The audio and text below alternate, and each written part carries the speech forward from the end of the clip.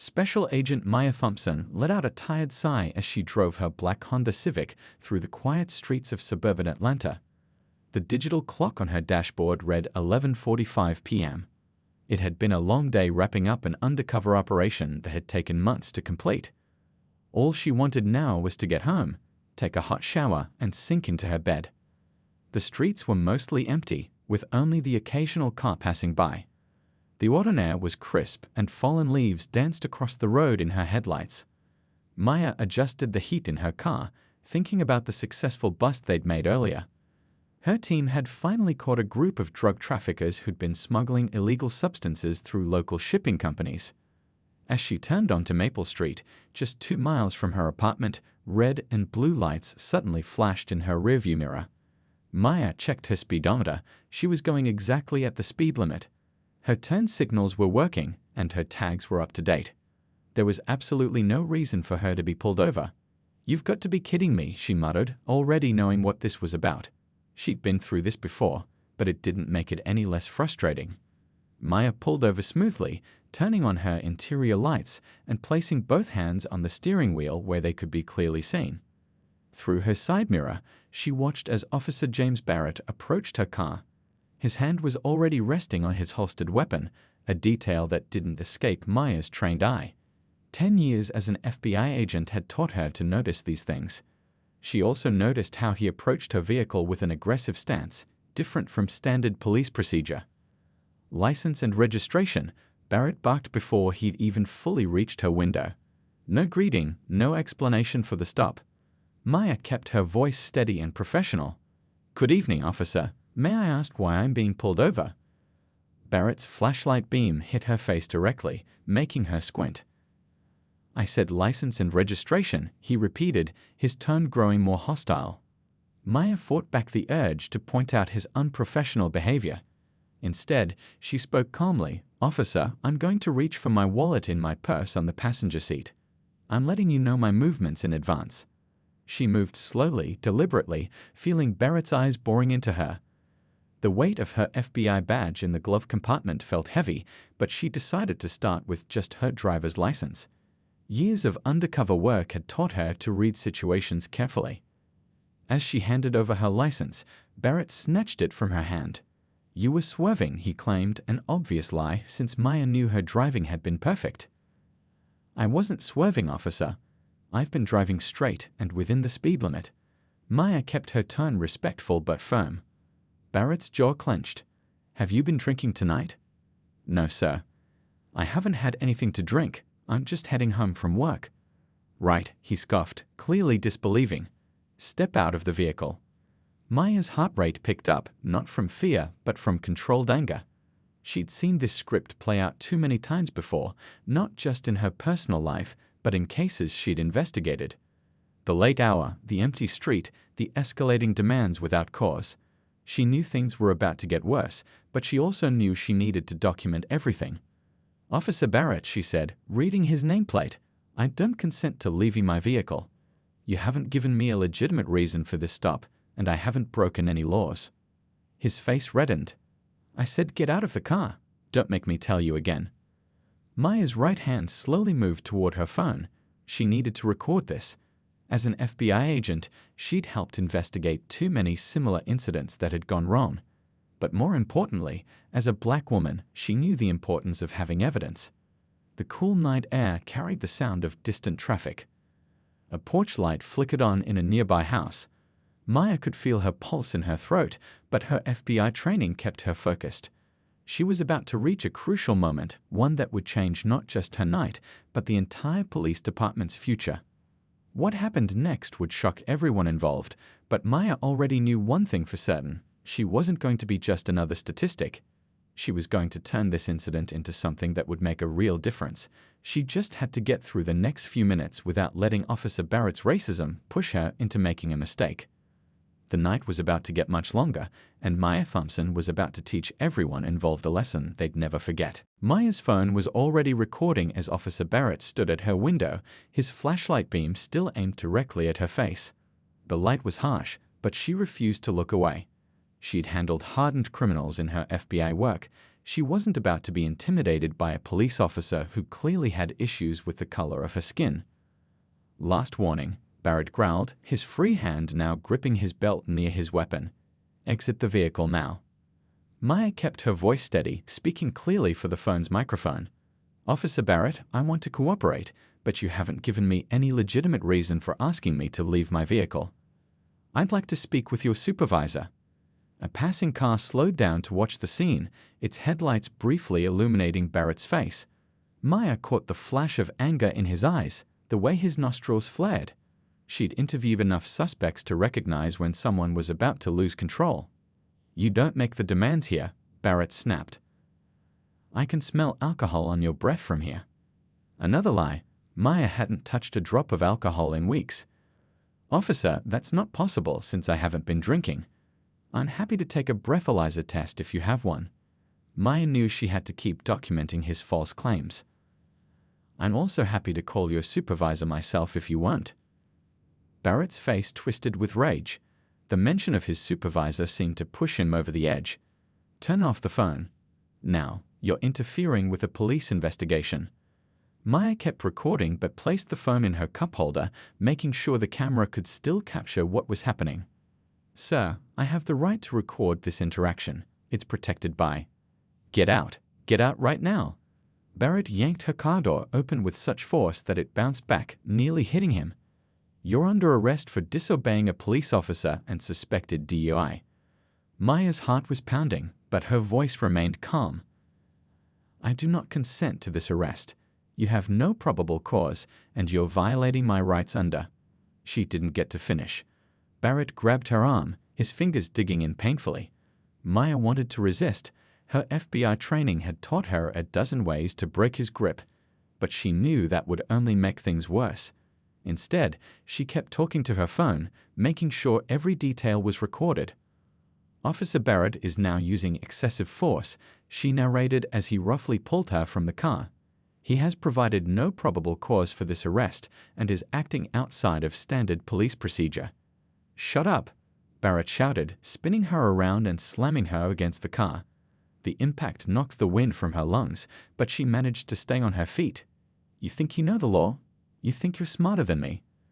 "I know you're making a huge mistake," Maya said, wincing as he twisted her arms behind her back to cuff her. The metal bracelets bit into her wrists. He'd deliberately made them too tight. Nearby, more porch lights were coming on. Neighbors were starting to peek out their windows, some holding up their phones to record. Maya noticed all of this even as Barrett patted her down with far more force than necessary. "My FBI credentials are in the glove compartment," Maya said loudly enough for the gathering witnesses to hear. "Along with my badge. You might want to check those before." "Yeah, right," Barrett laughed harshly. "And I'm the Tooth Fairy. You can tell all your lies down at the station." As he started to push her toward his patrol car, Maya caught sight of her reflection in her car window. She was still wearing her work blazer, her hair neat despite Barrett's rough handling. She looked every bit the professional federal agent she was, which would make what happened next even more impactful. A young couple had come out onto their front porch, phones raised. An older man was walking his dog nearby, shaking his head at the scene. These weren't just witnesses anymore. They were going to be part of the story that would soon rock the entire police department. "Officer," Maya said as Barrett opened his car's back door, "I want to make sure you understand what's happening here. This is going to be more than just a wrongful arrest. This is going to be a moment that changes things." Barrett snorted, pushing her head down as he forced her into the backseat. "Save your speeches. You're just another troublemaker who doesn't know how to respect authority." As the door slammed shut, Maya caught a glimpse of her phone still recording in her car. She'd made sure to lock the doors when she got out. That video wasn't going anywhere, and neither was the truth of what was happening. Barrett had no idea that his worst mistake wasn't arresting her. It was assuming she was just another powerless victim of his prejudice. Through the patrol car's window, Maya watched more neighbors gathering. Phones were out, recording everything. Social media would be lighting up soon. But Maya was already thinking ahead to what would happen at the station. That's where the real story would begin, and where Officer Barrett would learn exactly who he'd chosen to harass on this autumn night. The ride to the police station felt longer than it should have. Maya sat quietly in the back of Officer Barrett's patrol car, her wrists stinging from the too tight handcuffs. Every bump in the road sent a fresh wave of discomfort through her shoulders, but she kept her face neutral. The car's interior smelled of stale coffee and pine air freshener, mixing unpleasantly with Barrett's obvious anger that seemed to fill the small space. Through the metal grates separating the front and back seats, Maya could see Barrett's eyes constantly checking her in his rearview mirror. She met his gaze each time, calm and steady. It seemed to make him even more agitated. "You think you're so smart," he muttered, gripping the steering wheel tighter. "We'll see how smart you are after a night in lockup." Maya didn't respond. She didn't need to. Instead, she focused on memorizing street names and times, mentally documenting every detail of this illegal arrest. Years of FBI training had taught her the importance of precise observation. The clock on the patrol car's dashboard read 12:17 a.m. when they finally pulled into the station's parking lot. The police station was relatively quiet for a weeknight. A few officers milled around the entrance, their faces curious as Barrett roughly helped Maya out of the car. She stumbled slightly as her feet hit the pavement. The handcuffs were affecting her balance. "Watch your step," Barrett said with fake concern, loud enough for his colleagues to hear. "Careful now, wouldn't want you falling down drunk." "I'd be more careful of what you're saying, Officer Barrett," Maya replied calmly. "Everything from this point on will be part of the official record." Inside, the fluorescent lights buzzed overhead as Barrett led her toward booking. The desk sergeant, an older man with graying hair, looked up from his computer with tired eyes. A younger female officer nearby stopped typing to watch them approach. "Got a live one here," Barrett announced, pushing Maya forward. "Drunk driver, resisting arrest, disrespecting an officer, the usual attitude problem." The desk sergeant sighed, reaching for his paperwork. "Name?" he asked Maya directly. Before she could answer, Barrett cut in. "She's been running her mouth the whole way here about being some kind of federal agent." He laughed, but there was an edge of uncertainty in it now. Something about Maya's continued calmness was finally starting to get to him. "My name is Special Agent Maya Thompson, Federal Bureau of Investigation," she said clearly. "My credentials are still in my vehicle, which Officer Barrett illegally searched and left unsecured at the scene of my unlawful arrest." The typing from the nearby desk stopped completely. The desk sergeant's pen froze mid-word. Barrett's face, which had been flushed with authority just moments before, began to pale. "If you'll take these handcuffs off," Maya continued in the same professional tone, "I'll allow you to take my fingerprints. That should clear this up quickly." The desk sergeant looked at Barrett, then back at Maya. "Print her," he said to the female officer, who had already stood up and was reaching for the fingerprint scanner. Barrett started to protest, but the desk sergeant held up his hand. "Just shut up, Barrett. Let's verify this." The female officer, whose nameplate read Chen, carefully removed Maya's handcuffs. The skin beneath was red and starting to bruise. Officer Chen noticed and shot Barrett a disapproving look. Maya rolled her shoulders, trying to ease the stiffness, then placed her right hand on the scanner. The machine hummed to life, and everyone watched as the computer screen began to process the prints. The silence in the room grew heavier with each passing second. Then the computer beeped, and multiple windows began popping up on the screen. The desk sergeant's eyes widened as he read. "Oh hell," he muttered, then looked up at Barrett with a mix of anger and disbelief. "She's telling the truth. Special Agent Maya Thompson, FBI, Atlanta Field Office. Active duty, high-level clearance." He trailed off, reading more. "Barrett, what did you do?" Barrett's face had gone from pale to ashen. I didn't," she was swerving. "I have the entire interaction recorded on my phone," Maya said, rolling her neck to work out the kinks, including Officer Barrett's false accusations, excessive force, and multiple violations of proper police procedure. My vehicle's dashcam should have captured everything as well. The desk sergeant was already reaching for his phone. "I need to call the captain. Chen, get Agent Thompson some water and find some ice for those wrists." He turned to Barrett, his voice hard. "You, don't move. Don't speak. Don't do anything except stand there and think about how badly you just messed up." As the station erupted into activity around her, Maya sat down in a nearby chair. She watched Barrett standing frozen, his whole body rigid with the realization of what he'd done. His career was flashing before his eyes, but Maya was already thinking beyond this moment. This wasn't going to end with just one officer's punishment. No, this was going to be the beginning of something much bigger. As she pressed the ice pack Officer Chen brought her up against her wrists, Maya began planning her next moves. The night wasn't over yet. In fact, the most important part was just about to begin. The police station transformed into a whirlwind of activity within minutes. Captain Richards arrived first, still wearing his home clothes, a wrinkled polo shirt and khakis, clearly called in from his bed. His face was tight with concern as he walked straight to Maya, who was still holding the ice pack to her wrists. "Agent Thompson," he said, extending his hand. "I cannot begin to express how sorry I am about this situation." Maya stood to shake his hand, maintaining her professional demeanor despite the late hour and lingering discomfort. "Captain, I appreciate you coming in so quickly." The captain's eyes darted to her wrists, then to Barrett, who was still standing rigid by the desk sergeant's station. Before he could speak again, the station's doors burst open. 2 men in suits walked in. Maya recognized them immediately as her FBI colleagues.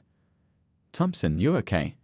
called out Agent Wilson, her direct supervisor, as he strode toward her. His tie was loose and his usually neat hair disheveled, but his eyes were sharp and alert. "I'm fine, sir," Maya replied, noting how Barrett seemed to shrink even further into himself at the sight of more federal agents. Just a case of mistaken judgment that got out of hand. Wilson turned to Captain Richards. "We'll need all the bodycam footage, dash cam recordings, and any surveillance video from the station. Also, I understand Agent Thompson's phone is still in her vehicle." The captain nodded quickly. "I've already sent officers to secure her car and bring it here. And Officer Barrett's bodycam footage is being downloaded now." Maya watched the interaction with interest. She could see the fear in Barrett's eyes, the way he kept glancing between her and his captain, probably wondering if his career was over. But something else was happening too. Other officers were gathering around the edges of the room, watching and listening. This was becoming a moment of education, whether they realized it or not. "Agent Thompson," Captain Richards said, turning back to her. "Would you like to press charges? I assure you, we will fully cooperate with any action you choose to take." The room went silent. Everyone waited for her response, expecting her to demand Barrett's immediate termination or announce a lawsuit. Instead, Maya slowly placed the ice pack on the desk and stood up straighter. "Actually, Captain, I have a different proposal in mind." All eyes were on her now. Even Barrett looked up, confusion mixing with the fear on his face. "This incident tonight," Maya continued, her voice clear and measured, "isn't just about one officer's actions. It's about a broader issue that needs to be addressed. I've spent years at the FBI investigating similar cases, and I've seen how they usually end, with fired officers, lawsuits, and no real change." She paused, making eye contact with various officers around the room. "What if we tried something different? What if we turned this into an opportunity for real transformation?" Wilson stepped closer. "What are you thinking, Thompson?" "A comprehensive training program," Maya said, warming to her topic. "Not just another mandatory diversity seminar, but a real hands-on program about racial bias, proper procedure, and constitutional rights. One that brings in perspectives from both law enforcement and the community." The captain's eyebrows rose. "Instead of filing charges would end Officer Barrett's career, maybe make headlines for a day or two, and then everything would go back to normal." Maya gestured around the room. "But what if we could create lasting change? What if this moment became the catalyst for something bigger?" She walked over to Barrett, who seemed unable to look her in the eye. Officer Barrett would be the first participant. His bodycam footage from tonight would become a teaching tool. Real mistakes, real consequences, real learning. The room was completely silent now. Maya could see wheels turning in people's heads. Officer Chen was nodding slowly. Even the desk sergeant looked thoughtful. "It wouldn't be easy," Maya continued. "It would require commitment from the department, transparency with the community, and a willingness to acknowledge uncomfortable truths. But it could make a real difference." Captain Richards exchanged looks with Agent Wilson. "This is unexpected," the captain said carefully. But interesting, very interesting. I need to clear it with my superiors, Wilson added, but the FBI has resources that could help with this kind of program. And having an agent involved who's experienced both sides of the issue. He nodded at Maya appreciatively. Barrett finally spoke, his voice barely above a whisper. Why? Why would you do this instead of pressing charges? Maya turned to him fully. Because putting you in handcuffs won't fix the bigger problem. But maybe, just maybe, turning this mistake into a learning opportunity will help prevent it from happening to someone else. Someone who might not have a badge to protect them. The energy in the room had shifted. What had started as a crisis was transforming into something else, a possibility for change. Maya could see it in the faces around her, the way officers were looking at each other, the thoughtful expressions replacing the earlier tension. Captain Richards cleared his throat. Agent Thompson, if you're serious about this proposal, I'd like to hear more details. Maybe we could set up a meeting for tomorrow. Well, later today, I suppose. Maya nodded, finally feeling the exhaustion of the long night catching up with her. I'd like that, Captain. And I think we'll find that tonight's incident, as unfortunate as it was, might end up helping a lot of people. As arrangements were made for returning her car and setting up future meetings, Maya caught Barrett's eye one last time. The fear was still there, but something else too. A glimmer of understanding, maybe even gratitude. He had no idea that his worst mistake would become his greatest opportunity for growth, or that this night would change not just his future, but the future of the entire department. The conference room at the Atlanta Police Department was packed. 1 week after the incident, Maya stood at the front, facing a group of police officers, community leaders, and department officials. The tension in the room was thick enough to cut with a knife. I know what you're all thinking, Maya began, her voice steady and clear. You're wondering why I'm standing here instead of sitting in a lawyer's office. She clicked her remote, and the screen behind her lit up with the dashcam footage from that night. But before we talk about where we're going, let's look at where we've been. The room watched in silence as the scene unfolded. Officer Barrett's aggressive approach, the escalating tension, the unlawful arrest. Maya noticed several officers shifting uncomfortably in their seats. Barrett himself sat in the front row, his face a mix of shame and uncertainty. This isn't meant to shame anyone, Maya said, pausing the video. This is about learning. About understanding why these situations happen and how we can prevent them.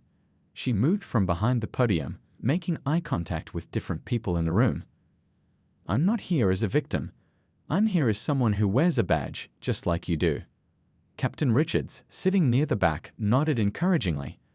Maya had spent countless hours over the past week working with him and other department leaders to develop this program. Now it was time to see if it could work. Today, we're going to do something different, Maya continued. We're going to have honest conversations about what we saw in that video. Officer Barrett has agreed to share his perspective, and I'll share mine. Then we're going to break down every decision point where things could have gone differently. She gestured to a community leader in the audience. Mrs. Washington from the Neighborhood Council will share stories from local residents who've had similar experiences. The elderly woman smiled warmly, clutching a folder full of testimonies. And Officer Chen will present data on traffic stops in our district over the past 5 years. The next 3 hours flew by. What started as a tense meeting transformed into an engaged discussion. Officers shared their own experiences, fears, and uncertainties. Community members spoke about their interactions with law enforcement, both good and bad.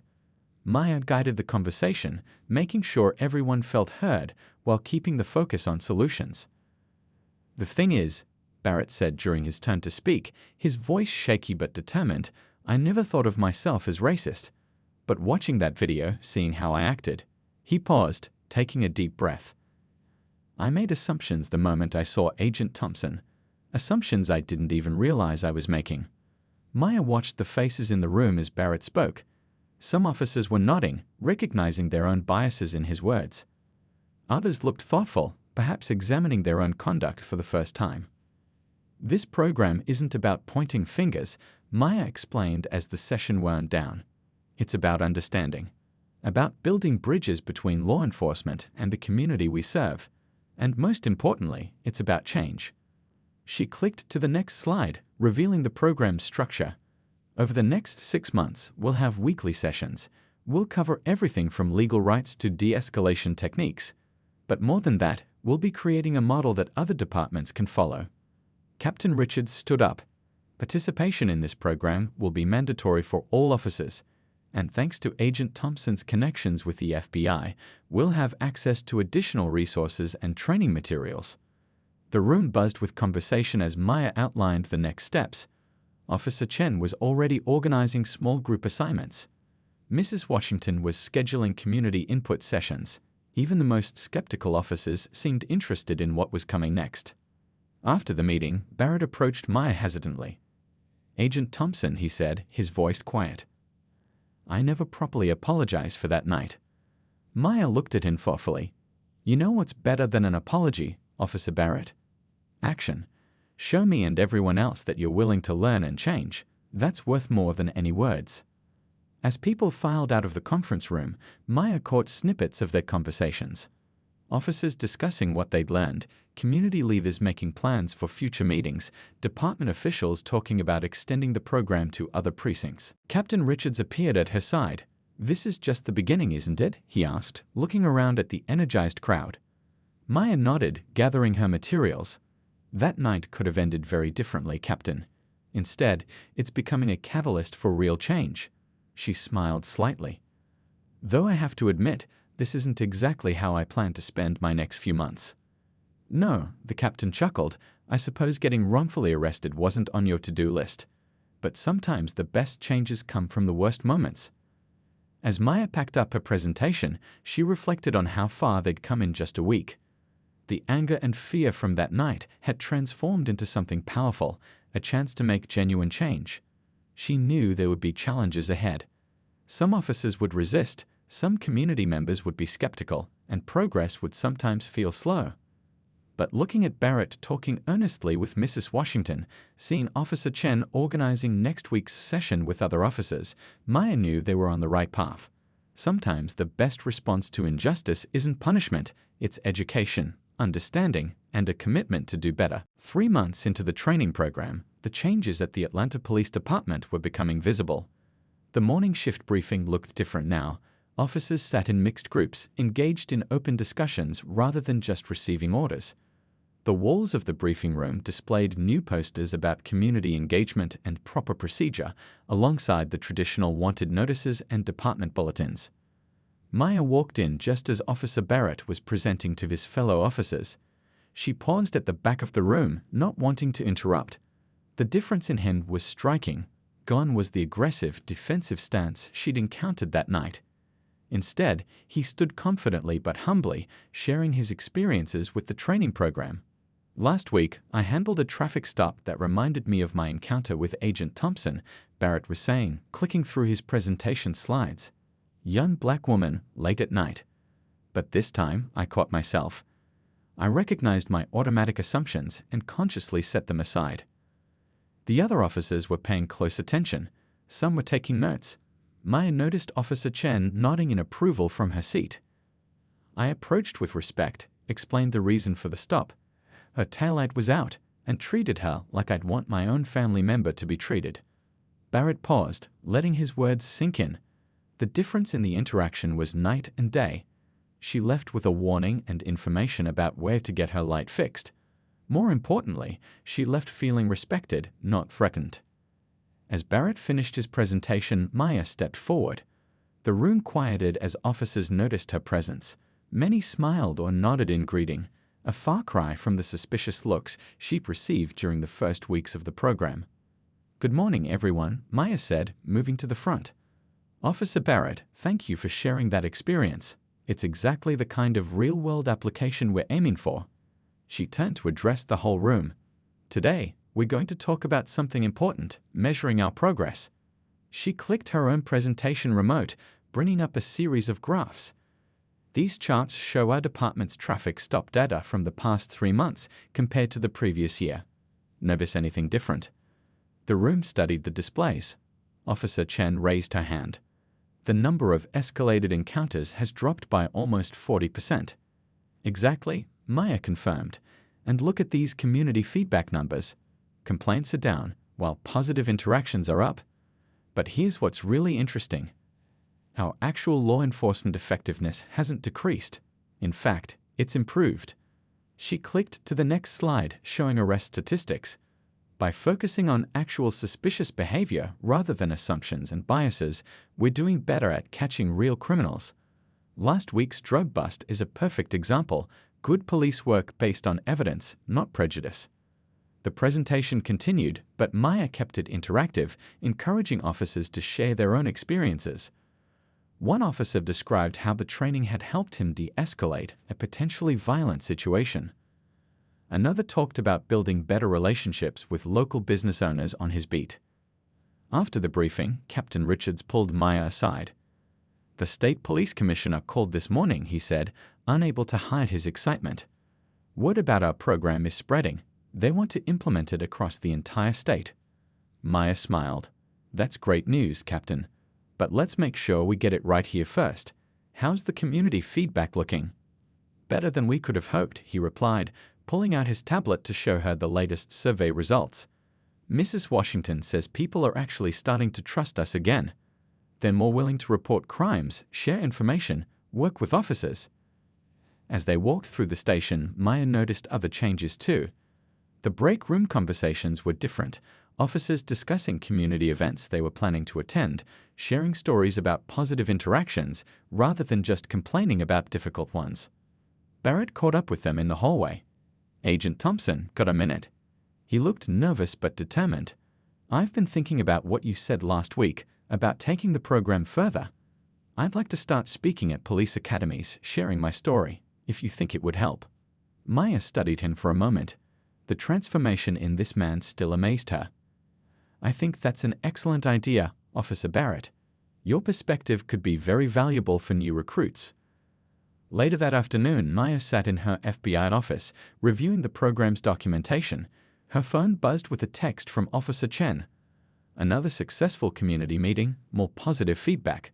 She was about to respond when her supervisor, Agent Wilson, appeared at her door. "Thompson, got some interesting news," he said, holding up a folder.